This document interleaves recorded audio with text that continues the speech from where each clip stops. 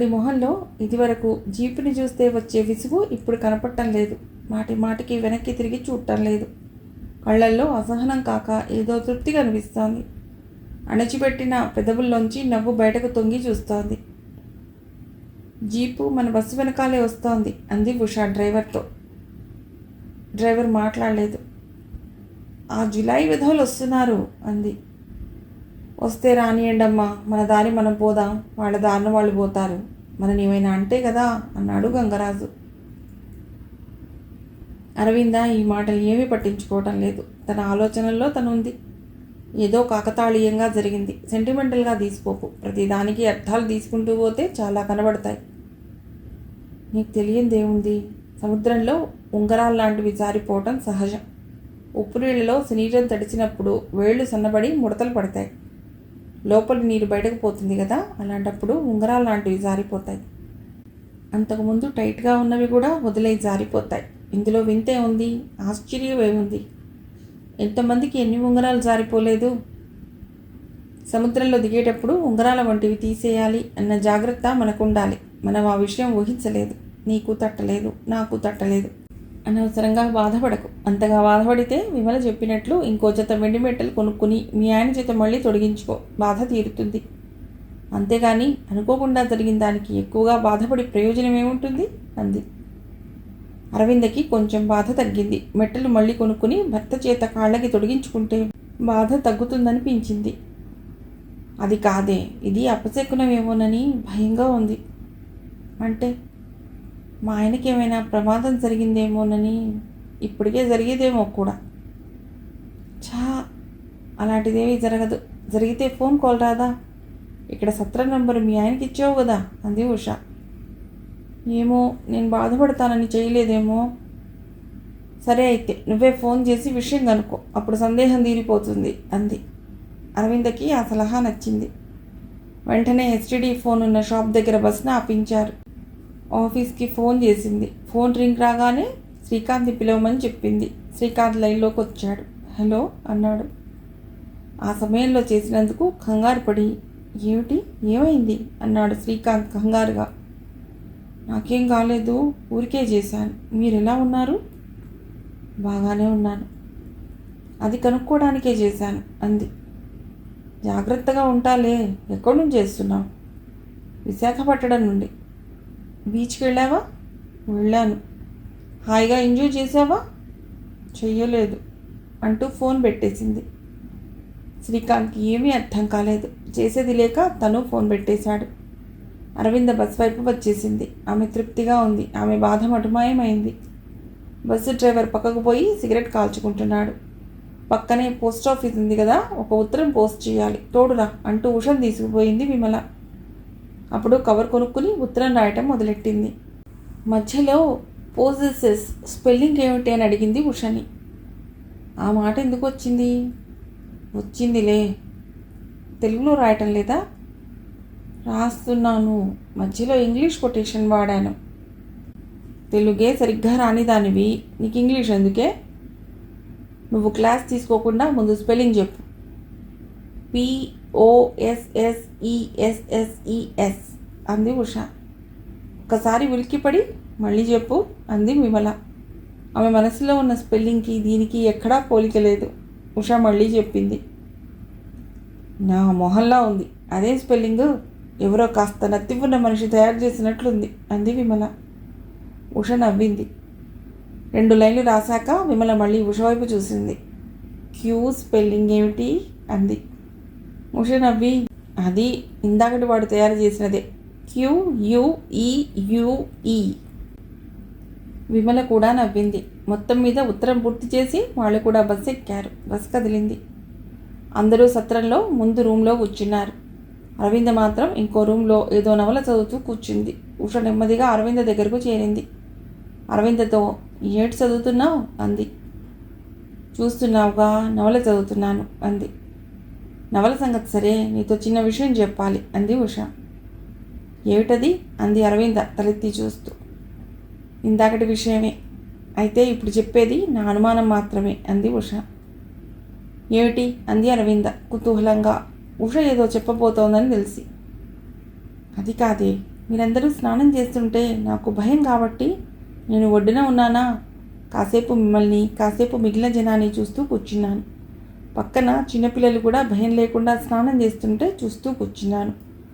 నువ్వు మెట్టెలు పోయావని చెప్పాక తర్వాత ఆలోచిస్తూ ఉంటే గుర్తుకు తెచ్చుకుంటూ ఉంటే అనిపిస్తోంది. మీరందరూ ఒకరినొకరు తోసుకుంటున్నారు. అందులో కొందరు నీ కాళ్ళ దగ్గరే ఉన్నారు. ఇంతసేపు ఆలోచిస్తూ ఉంటే ఇప్పుడు అనిపిస్తోంది, నీ మెట్టెలు సముద్రంలో జారిపోవడం కాదేమో, ఎవరో కావాలని వాటిని నీ వేళ్ల నుంచి తీసేశారేమోనని అనిపిస్తోంది. అరవింద గుండె జలధరించింది. ఆ ఊహే కొంత జంకు కలిగించింది. కావాలని ఎవరైనా అలా చేస్తారా? సహజంగా ఉప్పు నీటిలో జారిపోయాయంటే అనటానికి వినటానికి బాగుంది. అలా ఇదివరకు చాలామందికి జరిగినట్లు వింది. 100 రూపాయల వెండికి కక్కుర్తి పడేవాళ్ళు ఎవరూ లేరని అనిపిస్తోంది. అందరూ శ్రీమంతుల పిల్లలే. దొంగతనం చేయటం అనేది ఒక అలవాటు, డబ్బు, బలహీనత అనుకుంటే అలాంటి జబ్బు తన స్నేహితురాళ్లలో ఎవరికీ ఉన్నట్లు లేదు. ఎవరూ ఇతరుల వస్తువులు, పుస్తకాలు, పెన్నులు సంగ్రహించినట్లు లేదు. అలా ఆలోచించకూడదేమోనే అంది అరవింద. నేను మాత్రం అలా ఆలోచించానా? నీ బాధ చూసి మళ్ళీ మళ్ళీ ఆ సంఘటన గుర్తుకు తెచ్చుకుంటూ ఉంటే అలా అనిపించింది అంది ఉష. ఉష అలా తన అనుమానం వ్యక్తం చేయటంలో ఉద్దేశం మాత్రం నెరవేరింది. ఎందుకంటే ఆ మాట విన్నాక అరవింద మొహంలో కొంత తేటతనం కనిపించింది. అదే నిజమైతే తన మెట్టెలు పోవటం దైవఘటన కాదు, అంటే అపశకునం కాదు, మానవ చర్య, ఆర్డినరీ క్రైమ్. ఇది తన భర్తకు జరగబోయే కీడు గురించి అపశకునం అని ఇప్పటిదాకా బాధపడింది. ఇప్పుడు అది కాదేమో అనిపిస్తోంది. మనసు తేలిక పడుతోంది. ఉష ఆశించినది అదే. అయితే అందుకే ఉష అలా చెప్పిందా అని కూడా అనిపించింది అరవిందకి. ఉషకి తనంటే ప్రాణం. తన బాధ తగ్గించడానికి అలా చెప్పిందా? అరవింద ఉషని ఏమీ అడగలేదు. అంతలో నళిని, నీల, చిత్ర, కమల వచ్చారు.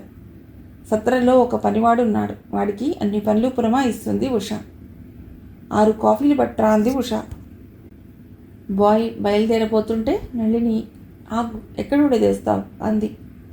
మీరెక్కడి నుండి తెమ్మంటే అక్కడే అన్నాడు ఆ కుర్రవాడు.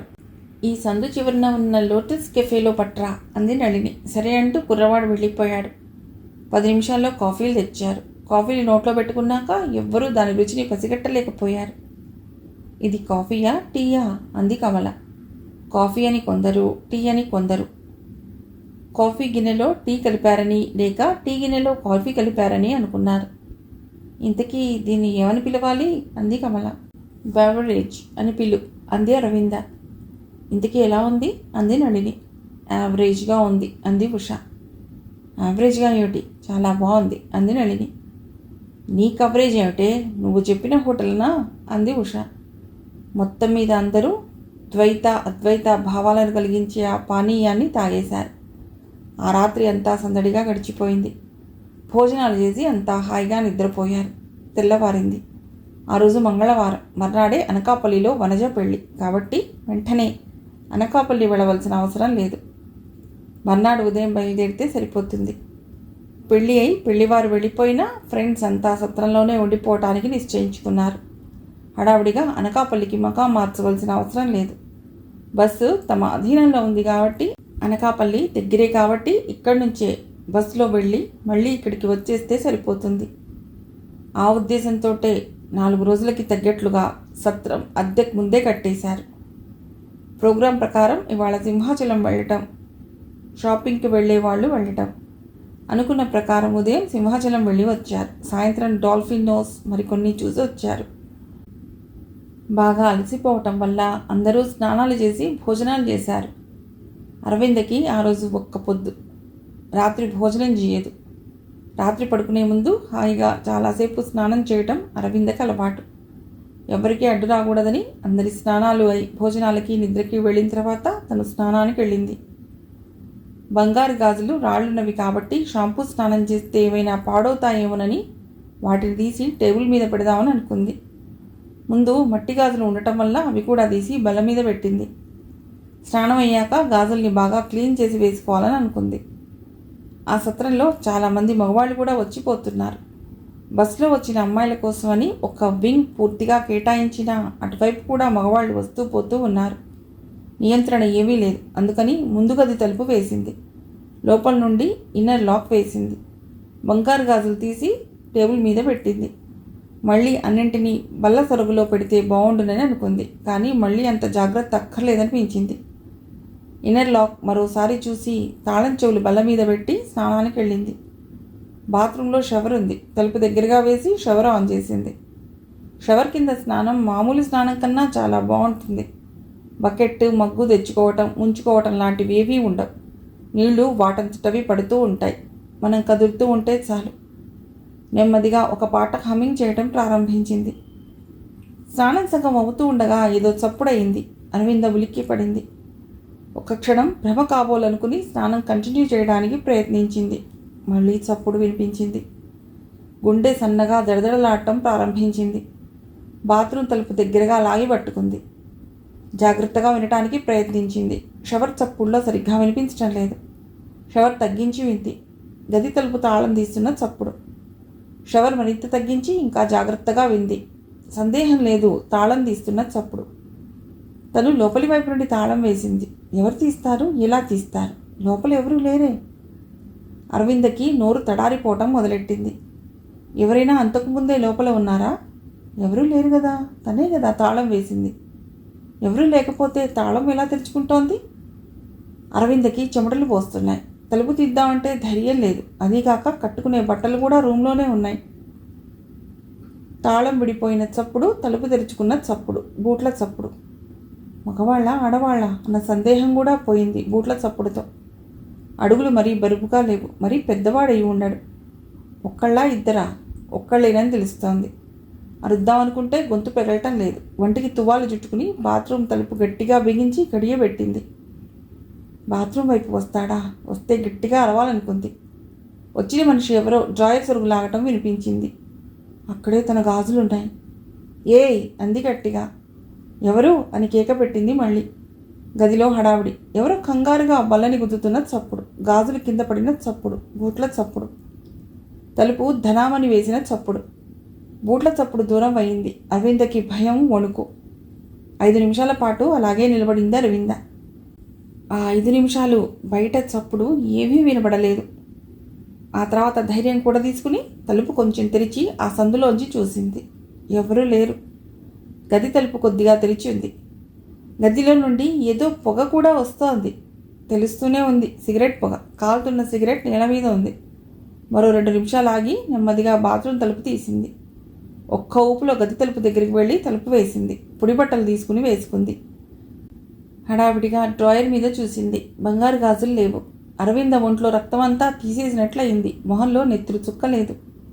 అక్కడే కంగారు పడుతూ ఉండిపోయింది. కదిలే ఓపిక కూడా లేకుండా కొంతసేపు ఉండిపోయింది. ఇంతలో తలుపు తట్టిన చప్పుడయింది. ఎవరు? అంది అరవింద భయంగా. నేను అని వినబడింది ఉష గొంతు. ప్రాణం లేచొచ్చింది అరవిందకి. చటుకున లేచి తలుపు తీసింది. ఉష లోనికి వస్తూ, ఇప్పుడు అరిచింది ఎవరు? నువ్వేనా? అంది. అవును అంది అరవింద. నేను ఎక్కడో అనుకుంటున్నాను. ఏం జరిగింది? అంది ఉష కంగారుగా. ఎవరో దొంగ ఈ గదిలోకి వచ్చాడు అంది అరవింద ఊపిరి తీసుకుంటూ. దొంగ రావడం ఏమిటే? అంది ఉష ఇంకా కంగారుగా. నిజంగా వచ్చాడు. ఇప్పుడే 5 నిమిషాల క్రితం పారిపోయాడు అంది అరవింద. ఏం పోయాయి? అంది ఉష. గాజులు. బంగారు గాజులా? అంది ఉష. అవును, బంగారు గాజులు. గాజులు పోవడమేమిటి? అయినా ఇంత జరుగుతూ ఉంటే మమ్మల్ని పిలవమేమిటి? అంది ఉష. ఏమో, నాకేం చేయాలో తెలియనంత కంగారుగా ఉంది అంది అరవింద. లోపలికి రా. ఎక్కడ పెట్టావు? ఎలా పోయాయి చూపించు అంది ఉష లోపలికి వస్తూ. అరవింద వెనకాలే నడిచింది. పోలీస్ రిపోర్ట్ ఇవ్వాలి అంది ఉష. బాబు ఆ పని మాత్రం చేయకు అంది అరవింద కొంచెం కంగారుగా. ఎందుకు? పోలీస్ రిపోర్ట్ ఇస్తే అందరూ వస్తారు. పెద్ద సీన్ అవుతుంది. సీన్ అవుతుందని వస్తువులు పోగొట్టుకుంటామా? వస్తువు పోతే సీన్ కాకుండా ఉంటుంది. ఏమో, నేను అందరి మధ్య నిలబడలేను అంది అరవింద. ఇంతకీ ఎక్కడ పెట్టావు? సరిగ్గా చెప్పు అంది ఉష టేబుల్ దగ్గరికి నడిచి. ఈ టేబుల్ మీద పెట్టాను. పైన లోపల? పైన. అక్కడ గాజులు లేవు. మట్టి గాజులు మాత్రం నేల మీద పడి పగిలిపోయి ఉన్నాయి. అరవింద ఆ మట్టి గాజులనే చూస్తోంది. కొన్ని గాజులు బూట్ల కింద పడి నుగ్గైపోయాయి. ఇదేమిటి? అంది ఉష సిగరెట్ని చూస్తూ. అక్కడ సిగరెట్ ఇంకా కాలుతోంది. సన్నగా పొగ వస్తోంది. మన వెనకాల జీపులో వస్తున్న రౌడీ వెధవులు 4 సిగరెట్లు కాలుస్తున్నారు అంది ఉష. అవును. కొంపతీసి ఇది వాళ్ళ పని కాదు కదా? ఏమో. మొదట్లో డ్రైవర్ ఉండగా వాళ్ళు రారని అనుకున్నాము. ఇప్పుడు డ్రైవర్ మెతకబడ్డట్లుగా అనిపిస్తోంది. వాళ్ళని రానిచ్చాడేమో అంది ఉష. సాయంత్రం ఆ జీపు ఈ పక్క సందులోనే కనబడింది అంది అరవింద. నిజమా? ఇది వాళ్ళ పనే ఏమో అంది ఉష. ఏమో. అసలేం జరిగిందో, ఎలా జరిగిందో చెప్పు. నేను బాత్రూంలో స్నానం చేస్తున్నాను. బయట బూట్ల చప్పుడయింది అంది అరవింద. బూట్ల చప్పుడయిందా అంది ఉష ఆశ్చర్యంగా. అవును, మనిషి రావటం, పరిగెత్తడం, బూట్ల చప్పుడు వినిపించింది. ఇది సీరియస్ విషయం. పోలీసులకి, మేనేజర్కి చెప్పాలి అంది ఉష. మేనేజర్కి కావాలంటే చెప్పు, పోలీసులకు వద్దు అంది అరవింద. ఎందుకు? అంతా హడావిడి అవుతుంది. అందరినీ నించోబెట్టి ప్రశ్నలు అడుగుతారు, సోదా చేస్తారు. వస్తువు దొరికే నమ్మకం లేదు. ఆ హడావిడి అంతటికీ నేను సెంటర్ని కావటం నాకు ఇష్టం లేదు. అంత భయం దేనికే? పరిష్కారం ఎలా వస్తుంది? వస్తువు ఎలా దొరుకుతుంది? దొరక్కపోతే పోని. అది కాదే, మనం ఏమీ రియాక్ట్ కాకపోతే మనకి భయం అనుకుంటారు. అలసైపోతాం. ఇది చేసిన వాళ్లే ఇంకొకటి చేయడానికి ధైర్యం చేస్తారు. మేనేజర్కి చెప్తే అతడేం చేస్తాడు? ఏమైనా చేస్తే పోలీసులే చేయాలి. దొంగని పట్టుకోవాలంటే వాళ్ళ వల్లే అవుతుంది. 4 తంతే నిజం ఒప్పుకుంటారు అంది ఉష. అవన్నీ వద్దులే అంది అరవింద జంకుగా. ఉష ఏం చేయాలని ఆలోచిస్తోంది. ఎవరికి చెప్పాలన్నా అరవింద వద్దంటోంది. అలా అని వదిలేసే విషయం కాదు. 4 గాజులు, సుమారు 20,000 ఖరీదు. తలుపు గడియ వేశాను కదా అని ధైర్యంగా వాటిని బల్ల మీద పెట్టాను. అసలు చేతుల నుంచి వాటిని తీయకుండా ఉండవలసింది అంది అరవింద. తలుపు లోపల గడియ వేశావు కదా, కరెక్ట్గా గుర్తుందా? గుర్తుంది. తాళం కూడా బల్ల మీద పెట్టాను. లోపల తాళం వేస్తే తలుపు ఎలా తీశారు అంటూ తలుపు దగ్గరికి వెళ్ళింది ఉష. తాళాన్ని చూసింది. ఇది ఇన్నర్ లాక్. బయట నుండి కూడా తీయవచ్చు. మరో తాళం చెవి ఉంటే. తలుపులు పాతవి. వాటి మధ్యలో సందు ఉంది. ఒక్క స్కేల్ లాంటి సాధనాన్ని లోపలికి పంపి గడియని ఎత్తేయవచ్చు. ఉష సత్రం మేనేజర్ దగ్గరికి వెళ్ళింది. ఇందాక సత్రంలోకి ఎవరైనా మగవాళ్ళు వచ్చారా అని అడిగింది. చాలామంది వచ్చారు. ఎందుకు వచ్చారు? ఇక్కడ మీరే కాదు కదమ్మా, ఇంకా చాలామంది ఉన్నారు. వాళ్ళ కోసం ఎవరో ఒకరు వస్తూ ఉంటారు. మా వైపు ఎందుకు వస్తారు? లోపలికంటూ వచ్చాక నేను ఎలా ఆపగలను? ఎక్కడికి వెడుతున్నారో నేను ఎలా తెలుసుకోగలను? సీట్లోనే ఉంటాను కదా, ఎవరెవరో వస్తుంటారు కదా అన్నాడు మేనేజర్. చదువుకునే కుర్రవాళ్ళ లాంటి వాళ్ళు వచ్చారా? ఎలా ఉన్నారు? ఏమో, నేను సరిగ్గా చూడలేదు. ఉషకి ఇంకేం అడగాలో తోచలేదు. వాళ్ళు ఒకవేళ వచ్చినా గదిలోకి వచ్చి దొంగతనం చేసేటంత తెగింపు, ఇన్ఫర్మేషన్, ప్లాన్ ఎలా వచ్చాయి? ఉష మళ్ళీ గదిలోకి వచ్చింది. ఇద్దరూ గది అంతా కలియే చూశారు. సిగరెట్ ఆరిపోయింది. నువ్వు వద్దన్నావు కానీ పోలీసులైతే ఈ సిగరెట్ పీకలు తీసుకుని వేలిముద్రలు చూస్తారు. దొంగ ఎవరో తెలుసుకోవటానికి ప్రయత్నిస్తారు అంది ఉష. అరవింద మాట్లాడలేదు. దొంగని పట్టుకునే అవకాశాన్ని చేతులా వదిలేసుకుంటున్నట్లు ఉంది ఉషకి. ఉష గదంతా పరిశీలించింది. బల్ల కదిలిపోయింది. తలుపు లాక్కి తాళం చెవి అలాగే ఉంది. నీ దగ్గర వేరే తాళం చెవి ఉందిగా అంది అరవిందతో. ఉంది, ఇదిగో. మరి ఇంకో తాళం చెవి ఎక్కడిది? 2వ తాళం చెవి అయి ఉంటుంది. 2వ తాళం చెవి ఉంటే సత్రం మేనేజర్ దగ్గర ఉండాలి. ఉష మళ్ళీ సత్రం మేనేజర్ దగ్గరికి వెళ్ళింది. మీ దగ్గర చివరి రూమ్ తాళం చెవి డూప్లికేట్ ఉందా అంది మేనేజర్తో. అన్ని రూమ్ల తాళం చెవుల డూప్లికేట్లు ఇందులో ఉన్నాయి అంటూ తన సొరగు తీశాడు. తాళాలు ఉన్నాయి, కానీ 5వ నెంబర్ తాళం చెవి లేదు. ఎవరో తీశారు అన్నాడు కంగారుగా. ఆ తాళం చెవి మా తలుపుకే ఉంది. ఎవరు వచ్చింది, ఎవరు తీసుకున్నది మీరు గమనించటం లేదు. మీ సీట్లో మీరు ఉండటం లేదు. ఆడవాళ్ళు ఉన్న చోటికి ఎవరో ఆకతాయి విధవలు స్వేచ్ఛగా వస్తూ ఉంటే మీరు పట్టించుకోకపోగా మీకు ఆ సంగతి తెలియడం కూడా జరగలేదు. ఎవరో ఇక్కడికి సిగరెట్లు కాల్చుకుంటూ దర్జాగా వస్తే మీరు గమనించలేదు అంది ఉష స్పీడ్గా. అతడు కంగారు పడ్డాడు. అమ్మా, ఈ విషయం ఎవరితోనూ అనకు. ఆ డూప్లికేట్ తాళం చెవి నాకివ్వు. ట్రస్ట్కి తెలిస్తే నన్ను ఉద్యోగంలోంచి తీసేస్తారు అన్నాడు భయంగా. ఉషా తాళం చెవి అతనికిచ్చి మళ్ళీ గదిలోకి వచ్చింది. ఎవరో మనుషులు విల్స్ సిగరెట్లు కాల్చుకుంటూ లోపలికి వచ్చారు. వాళ్ళలో ఒకడి పని ఇది అంది ఉష. తర్వాత ఇంకోసారి చూద్దాం అంటూ మళ్ళీ గదంతా పరిశీలించింది. ఏదో ఆలోచిస్తూ డ్రాయర్ సరుగులో ఆగింది. దాంట్లో న్యూస్ పేపర్ ఉంది. క్యాజువల్గా ఆ పేపర్ తీసింది. తీస్తూనే ఆశ్చర్యపోయింది. ఆనందంతో కేక వేసింది. అక్కడ బంగారు గాజులు మెరుస్తూ ఉన్నాయి. ఇవిగో అరవిందా, నీ గాజులు ఇక్కడే ఉన్నాయి అంటూ కేక వేసినట్లుగా అంది ఉష. నిజమా అంటూ సంభ్రమంగా ఒక్క ఉదుటిన అరవింద లేచి వచ్చి చూసింది. 4 బంగారు గాజులు ఉన్నాయి.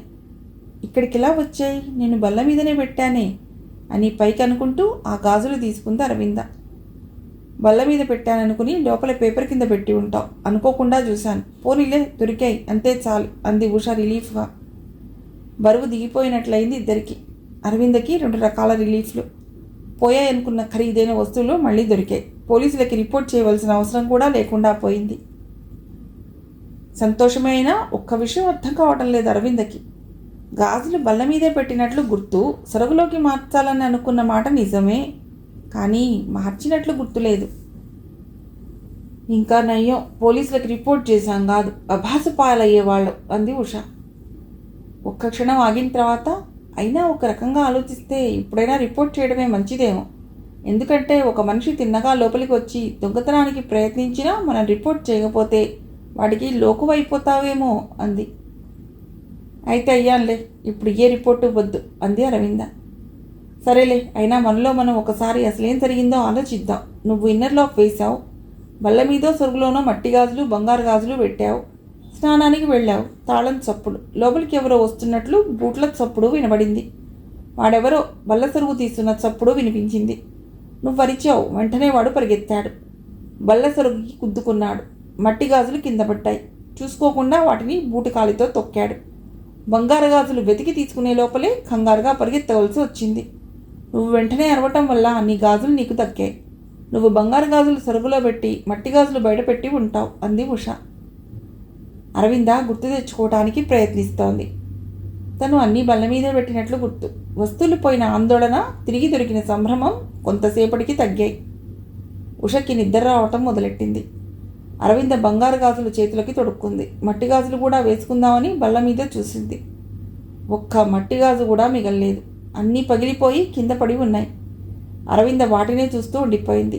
కళ్ళ వెంబడి సన్నగా నీరు తిరుగుతోంది. ఉష నిద్రలోనే అరవింద నిద్రపో అంది. అరవింద పలకలేదు. నిద్ర రావటం లేదా అంది ఉష. అంది అరవింద. ఆ గొంతులో, ఆ స్వరంలో ఏదో వెలితి కనిపించింది ఉషకి. ఏమిటే, ఏమైంది అంది. ఏమీ లేదు. కాదు, ఏదో ఉంది. ఆ కళ్ళలో నీళ్ళేమిటి అంది ఉష. అరవింద కళ్ళలో నీళ్లు తుడుచుకుంది, కానీ మళ్ళీ వస్తున్నాయి. ఉష లేచి కూర్చుంది. ఏమిటి అరవింద, విషయం చెప్పు అంది అనునయంగా. మా ఆయన ఎలా ఉన్నారో అంది. అంటూ ఉండగానే కళ్ళల్లో నీళ్లు పెరుగుతున్నాయి. మీ ఆయన విషయం ఇప్పుడు ఎందుకు వచ్చింది అంది ఉష అర్థం కాక. నిన్న మెట్టెళ్ళిపోయాయి, ఇవాళ మట్టి గాజులు పగిలిపోయాయి. ఇవి అపశకునాలు కాక ఇంకేమిటి? 2 అశుభాలు కదా అంది అరవింద కళ్ళ నీళ్లతో. ఉష ఏమీ మాట్లాడలేక చూస్తూ ఉండిపోయింది. అరవింద బాధకి అర్థం ఉంది. ఏం జరగబోతోందో, జరగబోయే వాటికి సూచనలు ముందే కనిపిస్తాయని అంటారు అంది అరవింద. ఆమె ముఖం కళదప్పింది. ఉష అరవిందనే చూస్తూ ఉంది. నిజమే, ఒకరోజు మెట్టెళ్ళిపోవటం ఏమిటి, మర్నాడే గాజులు పగిలిపోవటం ఏమిటి? అసలు తాళం చప్పుడు కాగానే నేను అరిచి ఉంటే బాగుండేది. ఇదంతా జరిగి ఉండేది కాదు. గాజులు పగిలి నుగ్గు నుగ్గైతే నా గుండె నుగ్గు నుగ్గైనట్లుగా ఉంది అంది అరవింద. కీడుని ఊహించకుండా ఉండలేకపోతున్నాను అంది అరవింద ఒక క్షణం తర్వాత. కంటిరెప్పలు నీటిని ఆపలేకపోతున్నాయి. నిస్సహాయంగా ఉష దగ్గరికి జరిగి ఉష భుజానికి ఆనుకుంటూ, చెప్పు ఉష, మా ఆయనకి ఏమన్నా యాక్సిడెంట్ అవుతుందా అంది. అరవింద దీనత్వానికి ఉష చలించిపోయింది. ఛా, అలాంటి ఆలోచనలేవి పెట్టుకోకు అరవింద, నువ్వు చాలా సెన్సిటివ్ మనిషివి. సెంటిమెంట్ ఎక్కువ. నీ బాధకి అర్థం ఉంది, కాదనను. కానీ ఇలా కూడా ఆలోచించు. ఎప్పుడూ మట్టి గాజులు పగల్లేదా, మళ్ళీ వేయించుకోలేదా? ఒకసారి గాజులు వేయించుకుంటే సంవత్సరాల తరబడి అలాగే ఉంటాయా? మనసు ఊరడించుకో, ఎక్కువగా బాధపడకు, హాయిగా పడుకో అంది. అరవిందకు ఆ మాటలు ఎంత మాత్రం శాంతినివ్వలేదు. కొంతసేపటికి ఉషకి నిద్ర రాసాగింది. అరవిందకి నిద్ర రాలేదు. నెమ్మదిగా గాజు ముక్కలేరి పేపర్లోకి తీసుకుంది. గాజు ముక్కల పొడి కూడా అంతా పేపర్లోకి తీసుకుంది. పారేద్దాం అనుకుంది. అంత కలత నిద్రలోనూ రేపు పొద్దున పారేద్దుగానిలే, ఇవాళ మంగళవారం కదా అంది ఉష. అరవింద ఠక్కున ఆగింది. నిజమే అనుకుంది. అంత నిద్రలోనూ తన సెంటిమెంట్ గురించి ఆలోచించిన స్నేహితురాలికేసి కృతజ్ఞతగా చూసింది. పొద్దున పని మనిషి చేత పారవేయించవచ్చు అనుకుని పేపర్ ఓ మూలగా పెట్టింది. నెమ్మదిగా ఉష పక్కన చేరి దుప్పటి కప్పుకుంది. నిద్ర రావటం లేదు, బాధ తగ్గటం లేదు. చాలాసేపు అలాగే మేల్కొని ఉండిపోయింది. ఎప్పుడో ఆలస్యంగా కలత నిద్ర పట్టింది. తెల్లవారింది. అరవిందకి ముందు రాత్రి కల వచ్చింది. భర్త స్కూటర్ మీద వేగంగా వెళ్తున్నాడు. ఉన్నట్టుండి స్కూటర్ పడిపోయింది. అరవిందకి వెంటనే మెళుకు వచ్చింది. ఇక నిద్ర పట్టలేదు. తెల్లవారగానే ఉషకి చెప్పింది. అరవింద మనస్సు బాగా దెబ్బతిందని తెలుస్తోంది ఉషకి. మా వారికి ఫోన్ చేయనా అంది అరవింద. చెయ్యి. అరవింద ఉషా కలిసి ఎదురుగా ఉన్న టెలిఫోన్ బూత్కి వెళ్ళారు. శ్రీకాంత్ వెంటనే పలికాడు. హలో. హలో, మీరేనా? అవును, నేనే. ఏమిటి విశేషం? పొద్దున్నే ఫోన్ చేశావు. ఇప్పుడు ఎలా ఉన్నారు మీరు? బాగానే ఉన్నాను. రోజు ఆఫీస్కి ఎలా వెళ్తున్నారు? ఫ్రెండ్ స్కూటర్ మీద. ఏ ఫ్రెండు? శేఖర్ అని. అతడి స్కూటర్ స్పీడ్గా నడుపుతాడా? అవును, ఎక్స్పర్ట్ డ్రైవర్. ఎక్స్పర్ట్ సరే, స్పీడ్గా నడుపుతాడా? అవును. నెమ్మదిగా నడపమని చెప్పండి. ఎందుకు? ఏదైనా యాక్సిడెంట్ అయితే? అవ్వదు. పోనీ మీరు అతడి స్కూటర్ మీద వెళ్ళవద్దు. మరి ఆఫీస్కి ఎలా వెళ్ళాలి? బస్లో. 2 బస్సులు మారాలి. మారండి. నీకేం చెబుతావు? రష్గా ఉన్న బస్సులు ఎక్కటం దిగటం ఎంత కష్టమో తెలుసా అన్నాడు శ్రీకాంత్. నాకు అదేమీ తెలియదు. మీరు ఇవాల్టి నుండి బస్ మీదే వెళ్ళాలి. ఫోన్ పెట్టేస్తున్నాను అని ఫోన్ పెట్టేసింది. అతడు కూడా ఫోన్ పెట్టేసి అయోమయంలో పడ్డాడు. అతడు బస్సు మీద పెడతాడని భార్యకి మాట ఇవ్వలేదు. స్కూటర్ మీద వెళితే భార్యకి తెలిసే అవకాశం లేదు. కానీ అతడి మనస్సు ఒప్పుకోలేదు. శేఖర్కి ఏదో కారణం చెప్పి బస్ మీదే వెళ్ళడానికి నిర్ణయించుకున్నాడు. అరవింద ఉషా ఫోన్ చేసి సత్రానికి తిరిగి వచ్చేసరికి పని మనిషి అప్పుడే వస్తోంది. పని మనిషి పిలిచి ఆ గాజు ముక్కలు గోడ బయట పడేవి అంది. ఆమె తీస్తూ ఉంటే నువ్వైతే గోడ బయటికి విసిరి కొడతావు. రోడ్డు మీద పడితే ఎవరికైనా గుచ్చుకుంటాయి. నీ పారవేస్తాలే అంది. పేపర్లో ఆ గాజు ముక్కలు తీసుకుని గోడ మీద నుండి పారవేయకుండా గుమ్మం దాటి బయటికి వెళ్ళి రోడ్డు పక్కగా పడవేసింది. వేస్తూ చూసింది. కుప్పతొట్లో ఏవో నల్లగా కనిపించాయి. బూట్లలాగా ఉన్నాయి. ఆ రోజునే అనకాపల్లిలో వనజ పెళ్ళి. అరవిందలో ఏ ఉత్సాహమూ లేదు. అయినా తన ఫీలింగ్స్ని దాచుకుని పైకి నార్మల్గా కనిపించడానికే నిర్ణయించుకుంది. తన బాధని నలుగురి బాధగా చేయటం ఆమెకి ఇష్టం లేదు. అప్పటికే అందరూ స్నానాలు చేసి తయారై సిద్ధంగా ఉన్నారు. బస్ రెడీగా సత్రం ముందు ఉంది. రెడీ అయిన వాళ్ళు ముందుగా బస్సులో కూర్చున్నారు. అందరికీ కిటికీ పక్క సీట్ కావాలి కాబట్టి ఒక్కొక్క సీట్కి ఒక్కొక్కళ్ళే కూర్చున్నారు. ఉష వచ్చి చూసింది. ఇదేమిటే కెమిస్ట్రీలో హుండ్స్ రూల్లాగా ఉంది అంది. విమల పక్కకి జరిగి ఉషకి చోటిచ్చింది. ఆఖరణ అరవింద్ వచ్చింది. అంతా బస్సులో కూర్చున్నాక బస్ కదిలింది. ప్రయాణం 1 గంట పట్టింది. వనజ ముందుగా చెప్పి ఉంచడంతో వాళ్ళని బాగా రిసీవ్ చేసుకున్నారు. వేరే గదులు కేటాయించారు. మగపెళ్లి వారి బస్ వచ్చినట్లుగా పెళ్లి కూతురి ఫ్రెండ్స్ బస్ వచ్చింది అనుకున్నారు. పెళ్లి ఉత్సాహంగా జరిగింది. భోజనాలు పూర్తయ్యేసరికి లేట్ అయ్యింది. కొంత విశ్రాంతి తీసుకుని మళ్ళీ విశాఖపట్నానికి చేరుకున్నారు. సత్రం పక్కనే స్కూల్కి పెద్ద ఖాళీ స్థలం ఉంది. అక్కడ ఆ స్కూల్ ఆడపిల్లలు త్రో బాల్ ఆడుకుంటున్నారు. చూడటానికి వెళ్ళినట్లుగా వెళ్ళి ఉష వాళ్లతో కలిసిపోయింది. అరవిందని కూడా పిలిచింది. ఇద్దరూ వాళ్లతో కలిసి చాలాసేపు త్రోబాల్ ఆడారు. ఆటలు ఆడితే మనసు చాలా హాయిగా ఉంటుంది.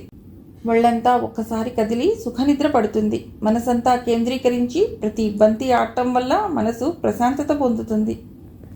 చీకటి పడే సమయానికి ఇద్దరు బాగా అలసిపోయారు. రాత్రి భోజనాలయ్యాక ఎక్కడ పడుకుందాము అంది ఉష. గదిలో వద్దు, ఇక్కడ బసారాలో అందరం కలిసి పడుకుందాం అంది అరవింద. పక్క వేసుకుని దుప్పటి తీసుకుంటుంటే ఆ రోజు పేపర్ కనిపించింది.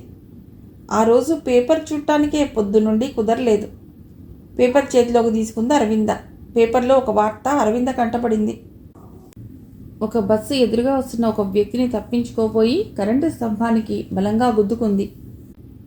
డ్రైవర్, ముందు సీట్లో వ్యక్తి గాయపడ్డారు. అరవింద ఆ వార్త చూసి ఉలిక్కిపడింది. భర్త వీలైనంత వరకు ఎప్పుడూ ముందు సీట్లోనే కూర్చుంటాడు. మనస్సు కలతబడింది అరవిందకి. ఉషని తీసుకుని ఎస్టీడీ బూత్కి వెళ్ళింది. కాల్ డయల్ చేసింది. అవతల శ్రీకాంత్ ఫోన్ తీశాడు. హలో, నేను అరవిందని. మీరేనా మాట్లాడేది? నేనే. ఇవాళ ఆఫీస్కి వెళ్ళారా? వెళ్ళాను.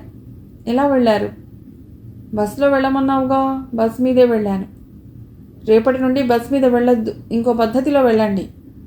ఎందుకని? బస్సులో వద్దన్నాను, నా మాట వినకూడదా? అంది అరవింద బతిమాలుతూ. కానీ శేఖర్ స్కూటర్ మీద వెళ్ళేవాడిని, శేఖర్ని రావద్దని చెప్పాగా. ట్యాక్సీలో వెళ్ళండి. చాలా ఖరీదు. అయితే 2 రోజులు సెలవు పెట్టండి. చీటికి మాటికి అనవసరంగా సెలవు పెడితే ఊరుకోరు. పైగా డెప్యుటేషన్లో ఉన్నాను. చాలా ముఖ్యమైన పనుల కోసం నన్ను పిలిపించారు. అయినా కారణం లేకుండా సెలవు దేనికి? సరే, సెలవు వద్దులేండి. ఇలాగో అలాగా ఆఫీస్కి వెళ్ళండి. బస్సులో మాత్రం వద్దు. అతడు ఒక్క క్షణం ఆలోచించి, సరే, నేనేదో పద్ధతిలో జాగ్రత్తగా పెడతాను, సరేనా? ఇక నువ్వు ఫోన్ పెట్టే. ఎందుకు? ఎస్టీడీ ఛార్జ్ ఎంత అవుతుందని అనుకుంటున్నావు? అవ్వనివ్వండి. నా మాట విని చెప్పినట్టు చేయండి. సరే. అరవింద ఫోన్ పెట్టేసింది. కొంచెం మనస్సు తృప్తిగా ఉంది. భర్త క్షేమంగా ఉన్న సంగతి తెలిసింది. జాగ్రత్తలు చెప్పినట్లు అయ్యింది. బిల్లు 100 రూపాయల ప్రాంతంలో అయ్యింది. ఆమె ఏమీ బాధపడలేదు. ఎందుకు అడిగిందో తెలియకపోయినా బస్సు బాధ తప్పినందుకు శ్రీకాంత్ సంతోషించాడు. ఫోన్ బిల్లు చెల్లించింది అరవింద. ఉషా నెమ్మదిగా సత్రం వైపు బయలుదేరారు. గంగరాజు పని ఇప్పుడు హాయిగా ఉంది. ఈ 4-5 రోజుల్లో అతడికి డ్రైవింగ్ పని పెద్దగా లేదు. రోజు బేటా మాత్రం పూర్తిగా వస్తోంది. ఈ మధ్య చేసిన పని ఏమీ లేదు. అమ్మాయిలందరినీ బీచ్కి తీసుకువెళ్ళటం, అక్కడి నుంచి తీసుకురావటం, సింహాచలం వెళ్ళి రావటం, అనకాపల్లికి తీసుకెళ్ళటం, తీసుకురావటం. 2 చోట్ల పెళ్లి భోజనాలు, టిఫిన్లు, కాఫీలు చాలాసార్లు అందాయి. సిగరెట్ల ఖర్చు తప్ప ఇంకే ఖర్చు లేదు. ట్రిప్ ఖర్చులు ముందే ఇచ్చారు. జేబులో తగినంత డబ్బు ఉంది. ఖర్చు పెట్టే మార్గమే లేదు. కోత ముక్క ఆడే అలవాటు లేదు అతడికి. ఆడే స్నేహితుల బృందం కూడా ఏమీ లేదు. మందలవాటు ఉంది కానీ పక్కన తోడు లేకపోతే తాగబుద్ధి కాదు. క్లీనర్ తాగడు. నేర్చుకోరా అంటే నేర్చుకోడు. ఇప్పుడిప్పుడే కొంచెం మెత్తబడుతున్నాడు. ఆ జీపు కుర్రవాళ్ళు పక్క సందులో కనిపిస్తూనే ఉన్నారు. గంగరాజు క్లీనర్ని తీసుకుని వాళ్ళని వెతుక్కుంటూ పక్క సందుకి వెళ్ళాడు. వాళ్ళు సారా కొట్టు దగ్గరే కనిపించారు. గంగరాజుని, క్లీనర్ని ఆహ్వానించారు. బిర్యానీ, విస్కీతో హాయిగా గడిచింది అతడికి. వాళ్ళని దుర్మార్గులని, రోడ్ సైడ్ రోమియోగాళ్ళని పొరపాటు పడ్డందుకు సిగ్గుపడ్డాడు. మంచి స్నేహితులతో ఒక్కసారైనా దురుసుగా మాట్లాడినందుకు మందు సాక్షిగా పశ్చాత్తాపడ్డాడు. ఫలితంగా వాళ్ళు స్వేచ్ఛగా సత్రానికి రావటానికి గంగరాజు అనుమతి లభించింది. అతడి అభ్యంతరం పూర్తిగా పోయింది. సత్రం మేనేజర్కి సత్రంపై అంతగా కంట్రోల్ లేదు. ఉన్నా లెక్క చేయవలసిన అవసరం లేదు. మందు మత్తుతో పాటు నిద్రమత్తు కూడా ఉంచుకురావడంతో సత్రానికి చేరుకున్నారు డ్రైవర్ మరియు కొత్తగా జ్ఞానోదయం అయిన క్లీనర్. సత్రం చేరుకున్నాక అరవిందకెందుకో బాగా తలనొప్పి వచ్చింది. మనసు కలతగా వెలితిగా కూడా ఉంది. నుదుట మందు రాసుకుని తర్వాత ఒక నిద్ర మాత్రం వేసుకుంది. లేకపోతే నిద్ర పట్టేటట్టు లేదు. ముందు ఆఫీస్ రూమ్లో క్లీనరు, డ్రైవరు పడుకున్నారు. తాగలేదని అందరికీ చెప్పారు, కానీ తాగినట్లే ఉన్నారు. సత్రం మేనేజర్కి ఎప్పుడు నిద్రే. రాత్రి అయ్యేసరికి విమలకి మరికొందరికి నిద్ర పట్టదని అంటే లైట్లు పూర్తిగా తీసేశారు. అరవిందకి నిద్రమత్తు బాగా ఆవరించింది. పక్కన ఉష గాఢంగా నిద్రపోతోంది. అసలే ఉషకి నిద్ర ఎక్కువ. పగలు ఎంత హుషారుగా ఉంటుందో రాత్రి అంత గాఢంగా నిద్రపోతుంది. ఉష పక్కన ఉన్నా కూడా ఒంటరిగా పడుకున్నట్టే లెక్క. వరండా కావడంతో అంతా విశాలంగా పడుకున్నారు. అలా ఎంతసేపు గడిచిందో తెలీదు. ఇంతలో ఎక్కడో ఏవో చప్పుళ్ళు అవుతున్నాయి. అరవింద కళ్ళు తెరవలేకపోతోంది. లేవాలనిపించినా లేచే శక్తి మనస్సుకి లేదు. కంటికి అంతకన్నా లేదు. ఎవరో తనని పక్కకి దొర్లించినట్లు అయింది అరవిందకి. ఉష అయి ఉంటుంది. దుప్పటి కోసం కాబోలు. తన దుప్పటి పక్కకి తోసేసి పక్క వాళ్ళ దుప్పటి లాక్కోవటం ఉష అలవాటు. అరవింద కళ్ళు తెరవలేకపోతోంది. మెడ వెనక ఎవరివో చేతులు తగులుతున్నాయి. ఏదో ఎలకో బొద్దింకో అయి ఉంటుందనుకుంది అరవింద. ఎంత ప్రయత్నించినా కళ్ళు తెరుచుకోవటం లేదు. మెడ వెనక చేతులు కదులుతున్నాయి.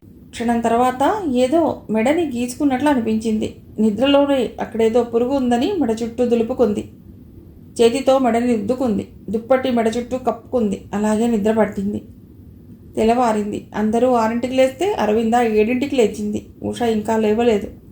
అది సెలవు రోజున 9ంటికి లేస్తుంది. అరవింద బద్ధకంగా లేచి బాత్రూమ్ వైపు వెళ్ళింది. బ్రష్ మీద పేస్ట్ వేసుకుని బ్రష్ చేసుకుంది. తర్వాత మొహం శుభ్రంగా కడుక్కుంది. తర్వాత బొట్టు పెట్టుకుందామని బొట్టు బిళ్ళ కోసం వెతికింది. అది కనబడలేదు. ఈ ప్రయాణంలో తను బొట్టు బిళ్ళలు తరచుగా పారేసుకుంటోంది. హ్యాండ్ బ్యాగ్లో ఒక బొట్టు బిళ్ళ పెట్టిన సంగతి గుర్తుకొచ్చి అది వెతికి తీసుకుంది. బొట్టు పెట్టుకుందామని అద్దం దగ్గరికి వెళ్ళింది. అద్దంలో మొహం చూసుకుంది. అంతే, కెవ్వుర కేకేసింది. గుండె గుబేలుమంది. మొహంలో నెత్తురు చుక్క లేదు. మెడలో మంగళసూత్రం లేదు. మిగిలిన కథ తర్వాతి భాగంలో.